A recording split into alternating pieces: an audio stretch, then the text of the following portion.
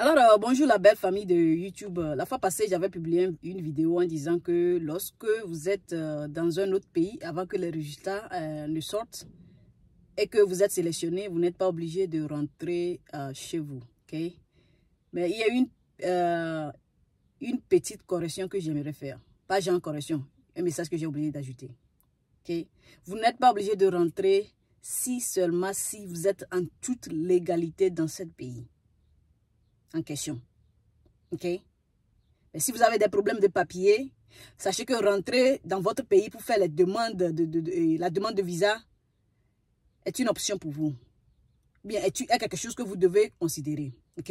Mais avant de décider de rentrer, cherchez à parler aux avocats du pays en question pour voir si vous aurez une chance à obtenir le visa quand bien même vous êtes vous n'êtes pas dans les normes dans le pays en question. On est d'accord. Maintenant, la deuxième question, le sujet d'aujourd'hui est en quelque sorte similaire à ça. Et c'est quoi? Un frère me demandait, genre, elle a joué la loterie visa en couple. You know?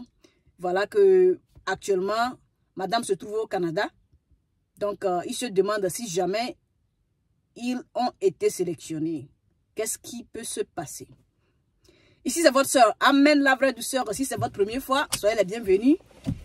N'oubliez pas, abonnez-vous pour ne manquer aucun contenu de nos vidéos futures. On est d'accord, la famille. Et grand merci à tous pour vos contributions à travers vos likes, vos commentaires, vos partages. Et la famille, vous êtes en train de regarder cette vidéo depuis où? Laissez ça dans les commentaires. Ok? Alors, la famille, concernant le problème de... Bon, si jamais vous avez joué de la dévéloterie, voilà que le couple en question se trouve dans deux différents pays. Genre, monsieur se trouve ici, madame se trouve ici. Et vous avez été sélectionné. Qu'est-ce qu'il faut faire? Il faut relocaliser l'interview. Eh bien, la réponse à cette question est simple. Ok? Vous avez deux options. Ok? La toute première option, c'est que vous allez vous regrouper dans un pays pour pouvoir aller à l'interview. C'est-à-dire quoi? Soit monsieur va aller vers madame, soit madame va aller vers monsieur. Ou bien soit vous allez vous donner rendez-vous pour se retrouver dans un pays et programmer votre interview dans ce pays afin d'aller à l'interview ensemble.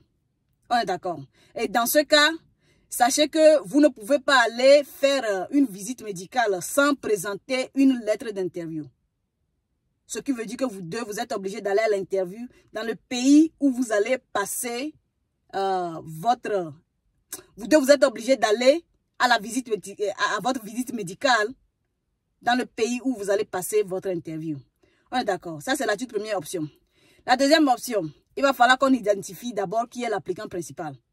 Okay? Dans cette situation, je vais supposer que c'est monsieur qui est au pays, qui est l'applicant principal. Qu'est-ce qu'il va faire? Il va remplir son DD-60. Ok? On va lui demander, est-ce que tu es marié? Il va dire oui. Je suis marié. Il va donner l'information de la femme.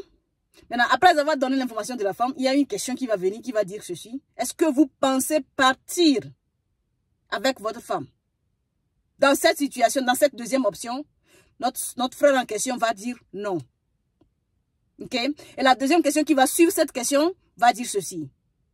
Est-ce que vous pensez partir avec cette personne dans le futur? Et notre frère en question va dire oui. Dans ce scénario, indirectement, il est en train de dire que je vais venir à l'interview seul. Ok?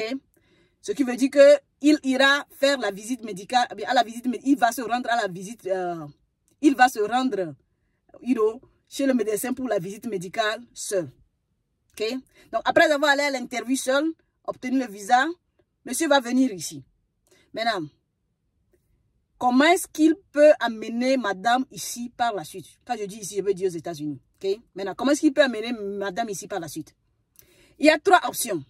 Okay? Pour amener madame ici. Okay? La toute première option, je tiens à vous rappeler que c'est un truc que j'ai appris depuis un moment que ça se fait. Mais personnellement, j'ai assisté personne qui a emprunté cette technique. Donc, je ne peux pas vous garantir si je ne peux pas vous dire que c'est efficace ou pas. Je ne peux pas vous dire que c'est vraiment un truc, quoi. Mais quand même, je tiens à le dire parce que, pour que vous gardez ça dans la tête et poser des questions là-dessus. Et aussi parce que je sais qu'il y a beaucoup de gens qui vivent ici aux États-Unis qui regardent mes vidéos. Donc, peut-être quelqu'un d'entre eux a déjà emprunté ça et va me contacter pour qu'on en discute, pour que je vienne partager l'histoire avec. Je viens confirmer ça, bien partager leur expérience avec vous. On est d'accord. Donc, l'option numéro 1, c'est quoi? Monsieur va appeler l'ambassade du pays dans lequel madame se trouve. Donc, la dame se trouve au Canada. Il va appeler le Canada et dit, voilà, il va leur dire ceci, voilà, je suis gagnant de la développerie de telle année, mais l'année n'est pas encore clôturée. Donc, j'aimerais programmer ma femme pour l'interview. You know? C'est possible si seulement si monsieur est venu ici et que la période de cette développerie n'est pas encore clôturée. Si c'est clôturé, ce ne serait pas possible. OK? Donc, il va appeler, on va lui dire, OK, on va le programmer. Donc, s'il appelle, on va programmer madame pour l'interview. Ce qui veut dire que madame va aller se rendre, faire les visites médicales au Canada et prendre ces informations-là et apporter ça à l'interview. Et puis, elle va finir par joindre monsieur ici. On est d'accord. Maintenant, deuxième méthode. Vous le savez déjà, les gens le font tout le temps. C'est la technique de regroupement familial. Comment est-ce que ça va se passer? Dès que monsieur saura sa green card, ça c'est un. Dès que monsieur aura les moyens, c'est après avoir été ici. Lorsque monsieur est arrivé ici, il veut passer par le processus du regroupement familial. Il doit d'abord avoir le green card. Il doit d'abord avoir les moyens. La famille, si vous êtes arrivé aujourd'hui et vous voulez faire venir votre femme par après là, vous pouvez le faire. Juste que c'est une question de condition. Donc tu as comment on appelle-t-on? Tu as la green card, tu as les revenus. Tu peux prouver que effectivement j'ai assez d'argent pour pouvoir accueillir quelqu'un, pour pouvoir sponsoriser quelqu'un. Et troisième condition, il va falloir qu'il prouve que leur mariage est vraiment solide. You know, les photos de mariage, bon, les choses qui peuvent prouver que le mariage tient toujours quoi. Il va présenter ça. Et en plus de ça, va s'ajouter le temps. Et oui, ça prend du temps. You know, si jamais on programme votre femme pour l'interview dans 1 an, considérez-vous chanceux. Sinon là, ça fait plus de 1 an. Parfois même ça ne peut pas, on ne va même pas programmer la personne pour l'interview si jamais le dossier n'est pas bien monté. Ok? Donc ça c'est le truc là, la deuxième méthode. Troisième méthode, ou bien troisième option. C'est une option que personnellement, moi je ne conseille pas. Mais un abonné a déjà posé la question là-dessus.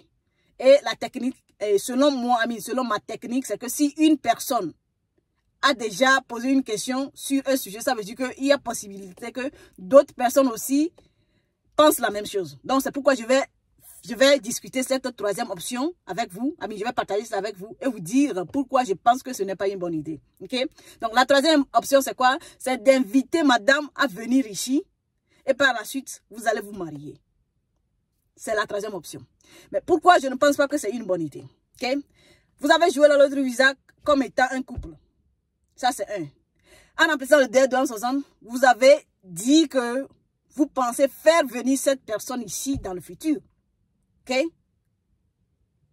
Donc, si vous voulez faire venir cette personne pour la visite, ils vont se dire, mais ces gens-là nous voient comme des bêtes ou pas? Parce que toutes les preuves pointent que si madame vient ici, madame va rester. Même si au fin fond de madame même sait que si je viens ici à cause de telle raison, je ne peux pas rester là.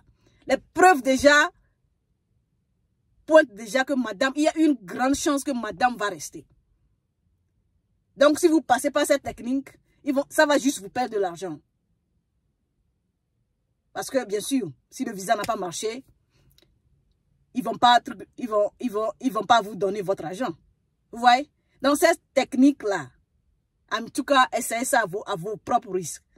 But je ne pense pas que c'est une bonne idée. On est d'accord, la famille. Je pense que j'ai brossé le sujet, you know, dans tous ces détails, mais on ne sait jamais. Le risque de la communication.